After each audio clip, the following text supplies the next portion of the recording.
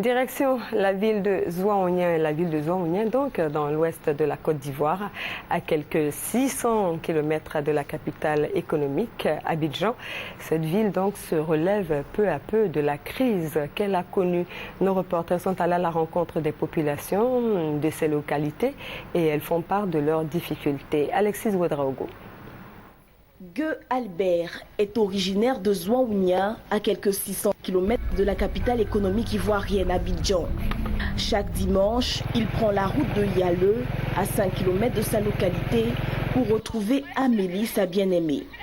Son ardeur d'amoureux est pourtant bien souvent refroidie par l'état de la route. Ma femme m'a banné et passe là-bas de temps en temps pour la saluer. Évidemment, c'est pas facile à atteindre vraiment le village.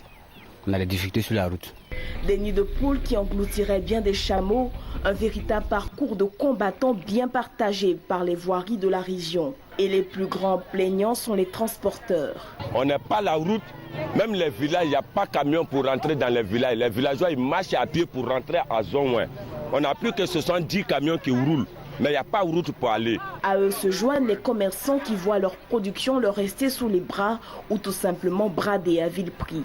On ne bénéficie pas du prix d'État, du prix qui est fixé par l'État, parce qu'il n'y a pas de route. Autre mal qui mine la région, celui de l'électricité. Nous, en tant que les commerçants, on se débrouille un peu.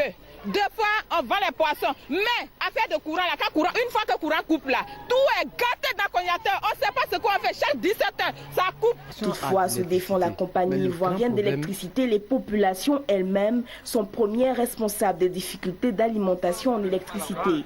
La population a de l'électricité, mais le grand problème, eux, ils se donnent à la fraude. Les gens prennent de grand plaisir pour se brancher en amont. Donc nous, on grimpe et on coupe l'électricité. À l'hôpital général de Zouaounien aussi, on exprime des mécontentements. À la maternité, les besoins restent importants. Quand souvent on a 5 à 6 accouchements par jour, il y a beaucoup de femmes en travail, on n'a pas assez de matériel. Donc on est obligé de finir avec l'autre et puis rincer les pinces et puis aller sur une autre femme.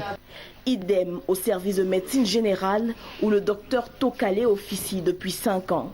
Le VIH est très répandu dans la région. Je crois que c'est lié à tout ce que nous avons vécu, la guerre, la promiscuité et tout ça. Il nous faut le personnel. Le personnel, sages-femmes, médecins, infirmiers et tout ce qu'il faut pour un bloc opératoire.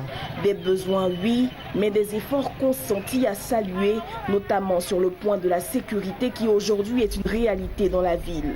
La construction de nouvelles écoles primaires aussi, à l'exemple de celle inaugurée au cours de cette visite par le ministre d'État, ministre du Plan, Albert Mabritoakes.